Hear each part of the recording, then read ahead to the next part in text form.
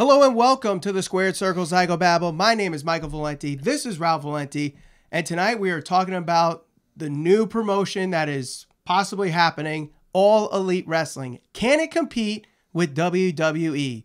Before we get to that, make sure you subscribe and hit the bell for notifications as we're trying to get to 1,000 YouTube subscribers before the Royal Rumble.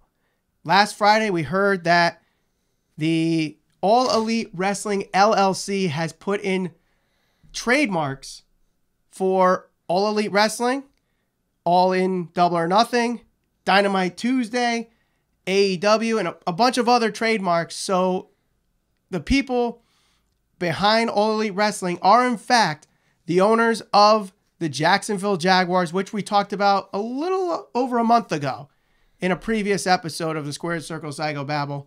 So Ralph, can All Elite Wrestling compete with WWE? I think it certainly can, but I don't expect it to be successful for quite some time, and I think it's going to take quite a bit for them to actually compete with the WWE. I think people lose sight of how big and how popular the WWE is. And despite everything that people say about the WWE and that it's losing its appeal to people, it's still big in comparison to the rest of the wrestling industry. So compare right now, the only other show that is on TV is TNA. I think something around maybe 200,000 people watch TNA. But it's also on a very obscure channel in Pop TV. Yeah, but you would know where to find TNA. If you wanted to watch TNA, it's been around long enough where you can find it and watch the program. WWE, despite their ratings dipping, is upwards over 2 million people watching. You look at pay-per-views, WrestleMania, they sell out stadiums, 80,000 to 100,000. We were talking about All In being successful, selling out, 20,000 seats? For All In was a little over 13,000. Okay, so even less than 20,000. So in comparison, can these guys be successful? I think they can. But I think it's going to take more than just presenting, hey, here's the Elite, here's the Young Bucks.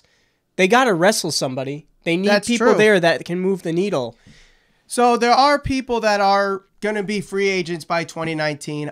The ones that we already know are, in fact, the Elite, which we already knew already.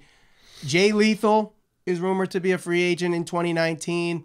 Chris Jericho will be a free agent in 2019. And these are people that already are linked to the Elite, being part of Ring of Honor and the Jericho Cruise and All In. You also have in WWE Shinsuke Nakamura. AJ Styles are going to be free agents in 2019, and they're already trying to nail down those contracts and extend those contracts. What does All Elite Wrestling have to do? Do they compete with Chris Jericho and Jay Lethals and all the guys that are in the independent scene, or do they need more? Do they need to poach an AJ Styles and a Shinsuke Nakamura and even some other big name WWE guys that will eventually become free agents in the next 3 to 5 years, let's say? Yeah, it's gonna take a few things. One, like I just said, it's gonna take some good, compelling storytelling.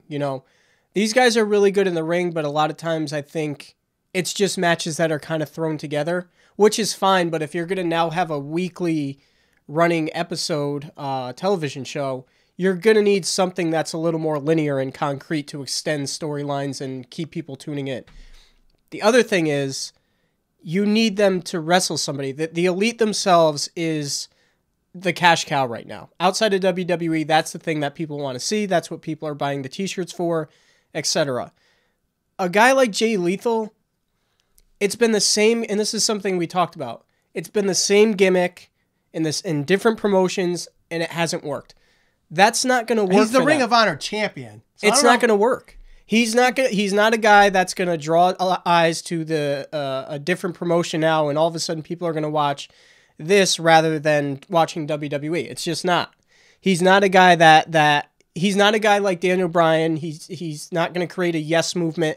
That's what they need. When you go back to like the Monday Night Wars, Stone Cold Steve Austin, that was a movement. They had somebody who can, draw eyes away from WCW. They may have had better talent in ring. I guess you could say that, when you look at, they had guys like The Undertaker, Shawn Michaels, Bret Hart, during the beginning of it. All those guys may have been better in-ring performers, but it didn't necessarily mean better ratings. That's true. They need a yes movement. They need a Stone Cold Steve Austin. Something like that. And the only way they're going to be able to do that, I think, is to get certain guys away from WWE. One, to build credibility. Two, to attract whatever type of following they already have.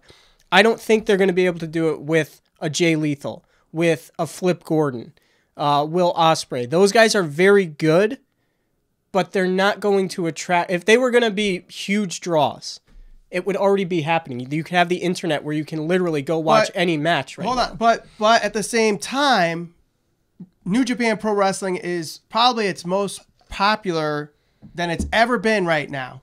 Okay. You have Ring of Honor selling out Madison Square Garden, which no one has ever done outside of WWE since the 1930s.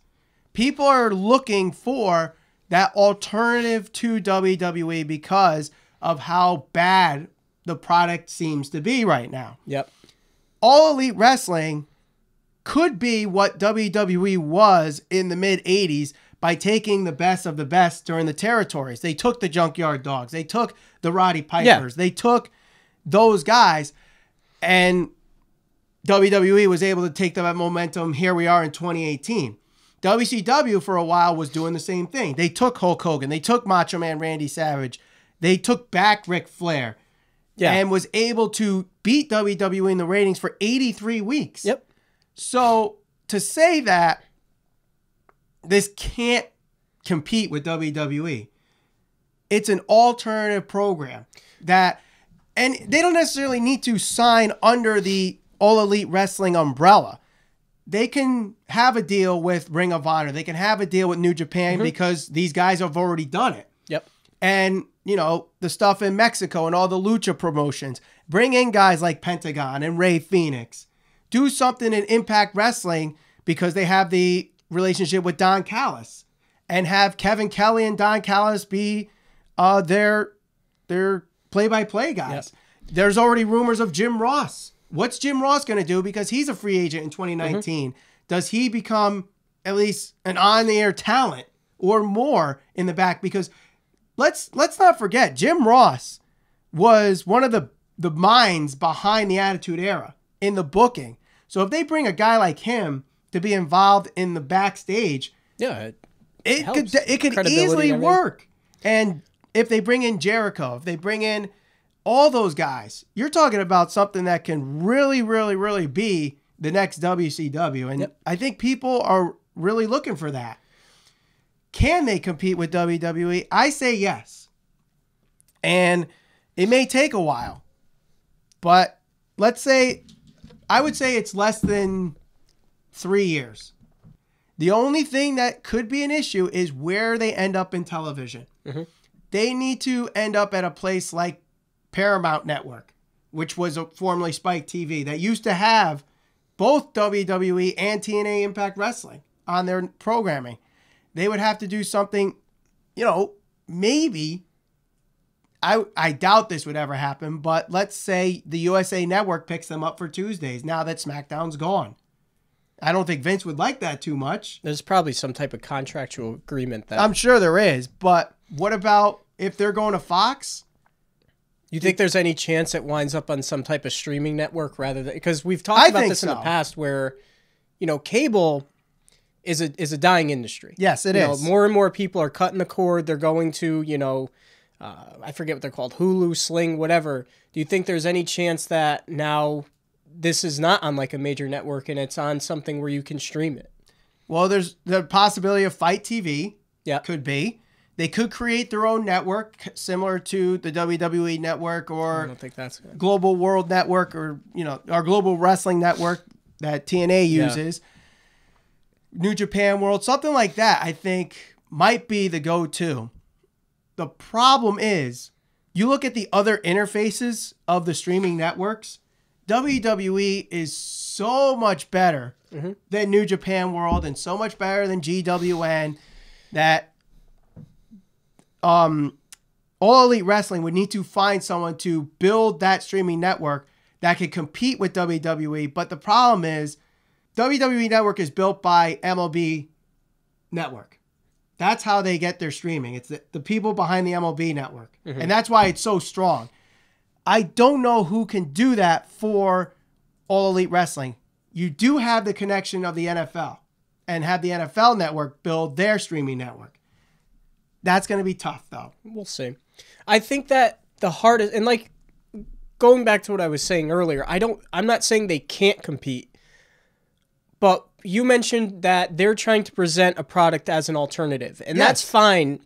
Right now, it is probably the best alternative, but when you start running a weekly, when you start running and competing against WWE on a weekly basis, now your alternative runs the chance of being exposed because people are now able to see this on a weekly basis. So if the production isn't quite right or the production isn't to the level of WWE, if the in-ring work isn't to the level of... we saw the production value of All In and was much better than they thought it was going to be. Yeah. So you got to give that... That's really the only barometer we have right now is how it's going to look in the States by All In. Right. And if this goes through in the Elite are part of it, this is meaning All In, Double or Nothing is going to happen. So the production value is already there. Will it be the same as WWE? Obviously not, because Vince puts a lot of money in production value. Mm-hmm. We all know that. He puts more in production value than sometimes the actual in-ring talent. That's always been the case since 1985. We know that. At the same time, you're talking about with All Elite Wrestling, they could have the same production value as WCW, I think, because they'll put the money into it, similar to how Ted Turner put the money into it before it got sold to AOL. The only issue is the return on investment in professional wrestling isn't as strong, and I think that's where WCW failed, because once it got sold to AOL, they were looking on a return on investment and they didn't get it. So they basically let WCW run itself, and that was part of the downfall of it. Right. And that was going to be my next point. So we're talking about production value, how they can compete. When you start having a weekly show now, think about the politics. There's going to be politics. There's always politics, though. Of course, but, I think WWE does a good job of mitigating the politics, at least backstage politics. What happens if one of those guys doesn't want to put over somebody in the Elite, or vice versa? What if Cody Rhodes... that's going to come into play at some point. Well, I think... That's leadership. That's what you get with the WWE. The WWE is successful because Vince McMahon works so hard to make sure it's successful. You have Triple H, who works so hard to make sure NXT is successful. Everyone's comparing this, can they compete with WWE? Never mind WWE. WWE is huge. Can they even compete with NXT? That's who they're going to be competing with, I think. And they're not going to jump right in the deep end of the pool and say, well, we're in the wrestling business, running weekly shows. We're going to compete against WWE Monday Night Raw. We've seen other companies do that, and it hasn't worked. Right, but one that's going to help them is if it's true that they put in the trademark for, Dynamite Tuesdays or whatever it's called, yep, they're going to be on a night where WWE programming is not going to be, because SmackDown will be moving to Fridays when it goes to Fox. And I'm assuming that when this all gets cleared and everybody's free agents and this starts, it's probably going to be when SmackDown moves to Fox. Mm-hmm. So Tuesday, there's nothing there right now. Raw will be on Mondays, you have NXT on Wednesdays, and SmackDown on Fridays. So they'll monopolize that day in wrestling. So that's going to help them. Because even the casual wrestling fan that likes WWE can also watch All Elite Wrestling. Mm-hmm. And they can watch both, and it won't affect the ratings for WWE. So they don't need to go head-to-head with WWE yet.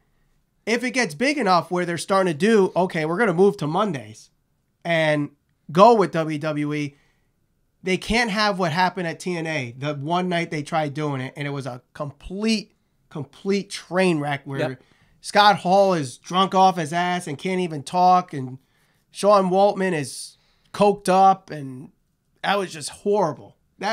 And And then that was the same night as Bret Hart and Shawn Michaels making amends to the Montreal Screwjob. Mm-hmm. So it's got to be a slow simmer, but I think it's going to happen. And all the big free agents that are going to be free agents between now and, say, 2020 or 2021, I think they will end up in All Elite Wrestling, most of them, unless WWE gives them an offer they can't refuse, which Vince can and will, but there's the creative freedom I think All Elite Wrestling can offer that Vince doesn't necessarily give to these guys in the beginning. So, let's say this is the first night of All Elite Wrestling and it's the pay-per-view All In Double or Nothing. Who has to be on that card for people to put their eyes on the product? Well, obviously, everybody in the Bullet Club... Well, it's tough because I think if you look at the Bullet Club and you look at all the guys in the Elite, to me, those guys are the most over guys. Like, they were the most over guys on the All-In card. Mm-hmm. Jericho certainly has a following, so he'd need to be there. But even if you take a guy like Finn Balor or Kevin Owens or Shinsuke Nakamura, I'm still not convinced, because I haven't seen it in WWE. Those guys are all great wrestlers. But that doesn't necessarily mean that it's going to move the needle. Mm-hmm. I think they need to get a cash cow, a really big name, somebody like a CM Punk, convince him to come out of retirement, not because I think he's the best wrestler in the world, but because that means something. You know, that builds instant credibility. He didn't go back to WWE, but he's willing to go to this alternative wrestling and come out of retirement. That's meaningful. It can't be forced. Like, just signing a bunch of guys from WWE doesn't necessarily... It helps build credibility, but like I keep saying, they need their yes movement. They need something that's going to get them over the hump. I think CM Punk would do that. It's possible, but, you know, it also would have to take them... They'd have to have the ability to get him out of retirement. If you let CM Punk come out of retirement and say, listen, we're going to give you a month. Here's a microphone and just crap all over WWE and let it all out. I mean, he did so much already on the Cole Cabana podcast, but turn it into a storyline. Like, you know, I came out of retirement to tell you that I'm the best in the world. WWE wouldn't let me prove that. So I'm here at All Elite Wrestling doing it, and let him go against some of the big names like an Omega and a Cody and a Jericho. And make him the freaking top title holder. Make him the first title holder. Yeah. Even with all that, I still think it has to happen organically. There has to be somebody who steps up to the plate, something that just ends up clicking. That's what happened with Steve Austin. That's what happened when WCW initially started beating WWE. You had them take all the guys. Your Macho Mans, your Hulk Hogan's. All those guys went to WCW. But the thing that actually started this whole Monday Night War, where people were now watching WCW rather than Monday Night Raw, was the NWO. Yes. The NWO became the thing, the cool thing that people wanted to see. So yes, you can sign a Shinsuke, you can sign a Kevin Owens, you can sign a Finn Balor, put them all on your show. That doesn't necessarily mean that's going to guarantee them success. It will help them. It will help build credibility, but they're going to have to create something organically. You can't just have the Bullet Club and then a host of other guys from the indies and then throw a bunch of guys from WWE. TNA tried that. It didn't work. I'm excited because I want to see what actually happens, how this all plays out. But I think that it's going to be a lot harder than people realize for these guys to actually compete with WWE. So in 5 years' time, is All Elite Wrestling going to be a competitor? Are they going to be toe-to-toe with WWE? 5 years' time... I think, yes, they will compete to a certain level. I don't know if they'll ever be at the level of a WWE. Like, if you look at WWE where they have like a WrestleMania and they sell out a stadium, in 5 years, I don't see them doing that. I think they can compete at a ratings level. But I think it's going to be a little more difficult than people are anticipating. I think in 5 years, we're going to be talking about a ratings war. We are going to talk about it. And I mean, it's only 2 million people. I mean, it seems like doesn't seem like that much. And in a way it is and it's not, but 2 million people, that's all you need to get on a weekly basis in 5 years. I think if the cards are played right, which I think, because Cody and the Bucks understand the business and understand what people are listening for, and that's what WWE gets crapped on all the time. They're not listening to their fans, whereas the Bucks and Cody, I think, understand what is going on in wrestling and are going to adapt. That's where they're going to make it a ratings war. Yeah. And we're going to start seeing maybe WWE put a fire under their butt and change things around and get a better product out of them too. So I think the hardest thing is going to be them if they start to have success sustaining that, because you're going to be now writing storylines and performing weekly, and that's something that I think people overlook because WWE has been there for so long. Now, if they're forced to do that on a weekly basis, deliver and keep the ratings and all of that, that's going to be difficult. Right. Well, what do you guys think? Let us know in the comments below, or shoot us a tweet on our social media and our Twitter at SCPB Podcast. And make sure you subscribe, hit the bell for notification. We're trying to get to 1,000 YouTube subscribers before the Royal Rumble. For Ralph Valenti, my name is Michael Valenti. Thank you for listening to the Squared Circle Psychobabble.